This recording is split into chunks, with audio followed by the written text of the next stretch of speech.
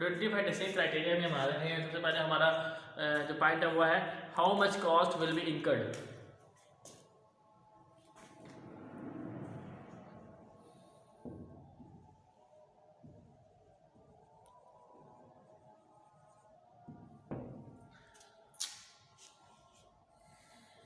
कि जिस प्रॉब्लम को हम रिजॉल्व करने लगे हैं, फॉर एग्जांपल प्रॉब्लम है हमारी एडमिशन की प्रॉब्लम है, तो एडमिशन की प्रॉब्लम को सॉल्व आउट करने के लिए कितनी कॉस्ट चाहिए कि हम एडवर्टीजमेंट कर सकें इन होर्डिंग या इन सोशल मीडिया पे एडवर्टीजमेंट कर सकें to resolve the problem of admission. Number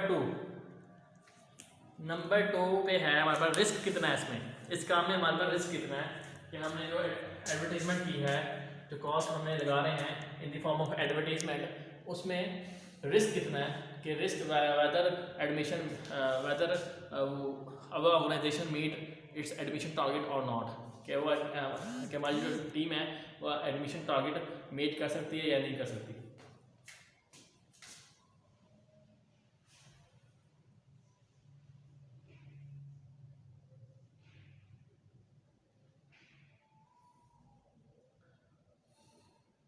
How much risk will be incurred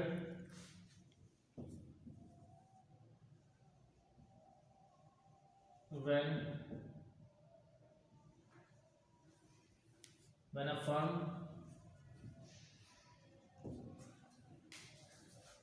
firm decide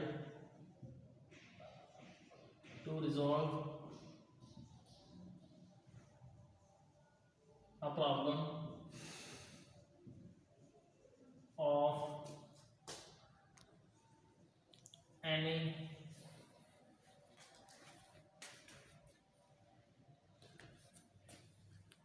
perspective। एक बात इसके लिए है कि रिस्क जो है ना वो कैलकुलेटेड रिस्क लेना चाहिए, कैलकुलेटेड रिस्क, ठीक है, कैलकुलेटेड रिस्क, ठीक है। कैलकुलेटेड रिस्क क्या होता है? रिस्क हमने लेना है, रिस्क होता है, ठीक है, पॉसिबिलिटी एंड नॉन पॉसिबिलिटी की, ठीक है, chances of अक्रंस and non अक्रंस is called risk है, ठीक है, रिस्क। लेकिन हमें जो रिस्क लेना है वो कैलकुलेटेड रिस्क लेना है, मीन के ऐसे ही हमने जो है बगैर सोचे समझे पैसा लगा नहीं देना, या बगैर सोचे समझे जो है हमने विदाउट प्लानिंग जो है वो अपनी कॉस्ट को ज़ाया नहीं करना। हमने जो रिस्क लेना है वो कैलकुलेटेड रिस्क लेना है। इट मीन कि हमारा जो रिस्क हम जो अपना खर्चा कर रहे हैं उससे हमें पता हो कि हमें इतना गेन भी होगा, हमें इतना प्रॉफिट होगा भी। ये नहीं कि एडमिशन बढ़ा देने हैं और पूरे शहर के अंदर बोर्ड ही बोर्ड लगा देने हैं, ठीक है, ये भी नहीं करना। तो हमने अपने बजट को भी डिस्टर्ब नहीं करना और रिस्क लेना है, कैलकुलेटेड रिस्क लेना है, ऐसा रिस्क लेना है जिसमें हमें लॉस कम से कम हो, ठीक है। नंबर 3, अब जो हमने रिस्क लिया है, अगर तो हमने कैलकुलेटेड रिस्क लिया है तो chances of outcomes, chances of production, chances of जो प्रोडक्शन है इन द फॉर्म ऑफ एडमिशन वो इंक्रीज होंगे।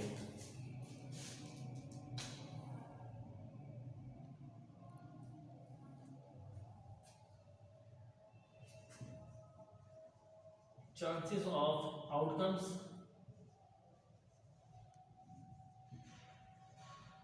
या प्रोडक्शन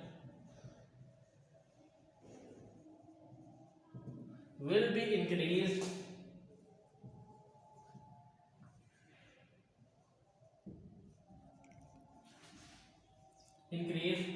when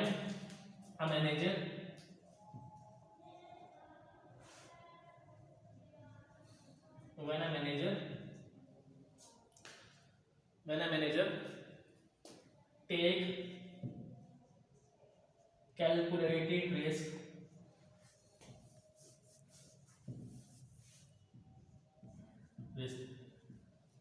ठीक है। वो कहता है अगर तो कैलकुलेटेड रिस्क लिया गया है मैनेजर की तरफ से तो चांसेस ऑफ आउटकम जो है वो ये प्रोडक्शन बढ़ जाएंगे। इट मीन कि अगर मैनेजर ने रिस्क लिया है कि हमारा एडमिशन होने चाहिए तो उसने ठीक है, अपने बजट को भी डिस्टर्ब नहीं होने दिया, अपनी कॉस्ट को भी कम से कम कॉस्ट को भी डिस्टर्ब नहीं होने दिया, और ऐसा रिस्क लिया है जिस रिस्क के बदले में प्रोडक्शन जो है या एडमिशन जो है वो इंक्रीज हुए हैं।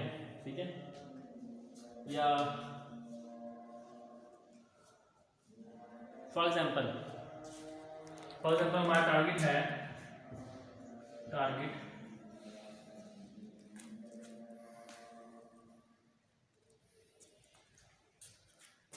हमारे पास जी 500 एडमिशन का।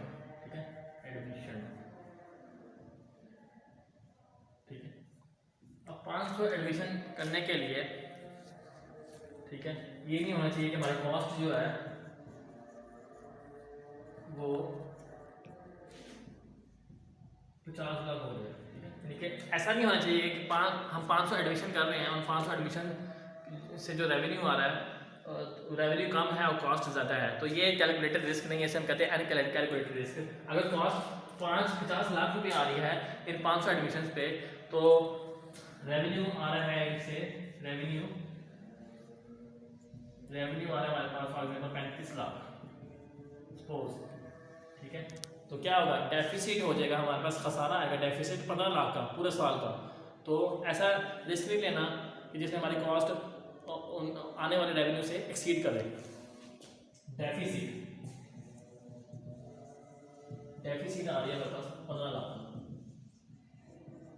ठीक है, अच्छा, ये सारा जो प्रोसीजर हुआ है ये किसकी वजह से हुआ है कि हमने जो रिस्क लिया है,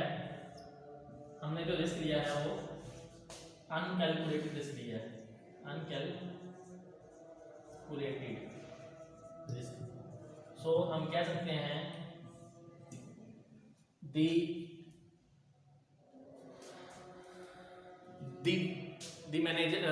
decision to take risk is very important while to boost admissions in the form of revenue। ठीक है, in the form of revenue and cost। ठीक है, कि हम ये कह सकते हैं कि जो हमारा मैनेजर का रिस्क लेने का जो डिसीजन है उस पर ही कॉस्ट, रेवेन्यू और डेफिसिट या सरप्लस बेस कर रहे होते हैं। ठीक है, तो ये जो है हमारे पास है decision criteria, decision making process में डिसीजन क्राइटेरिया। नंबर 3 की तरफ आते हैं। अब हमने डिसीजन क्राइटेरिया ये होना चाहिए कि हमारा पास एडमिशन बढ़े। एडमिशन कैसे बढ़ेंगे, हमारे पास कॉस्ट आएगी, कॉस्ट से रिस्क, कॉस्ट हमने लगानी है, खर्चा करना है, एडवर्टीजमेंट करनी है, रिस्क लेना है, और रिस्क के बाद हमारे पास आएगा कि हमारे पास प्रोडक्शन कितनी आ रही है। ठीक है, अब इसको हमने वेट देने हैं, allocating weight to the criteria. ठीक है, allocating weight to the criteria को हमने वेट देने हैं, और जो है हमने कहाँ से स्टार्ट किया था, प्रॉब्लम क्या आ रही थी कि एक अदारे के अंदर एडमिशन का ना होना इट इज़ कॉल्ड प्रॉब्लम है, और प्रॉब्लम्स जो है उसके बाद हमने कहा था हमने डिसीजन लेना है कि हम इस प्रॉब्लम को हम कैसे रिजॉल्व करेंगे। तो इंशाल्लाह कल हम डिस्कस करेंगे कि कैसे हम इसको वेट देते हैं, और वेट के बाद हमने किसी इसको एनालाइज करना है, डेवलपिंग करनी है, सेलेक्टिंग करनी है, और सेलेक्टिंग के बाद इम्प्लीमेंटेशन कैसे करवानी है। ठीक है, और अगर डेविएशन आएगी तो हम जाएंगे एवेल्यूएशन इफेक्टिवनेस की तरफ जाएंगे। ठीक है, तो आज के लेक्चर में हमने जो डिस्कस किया है, स्टॉप करना।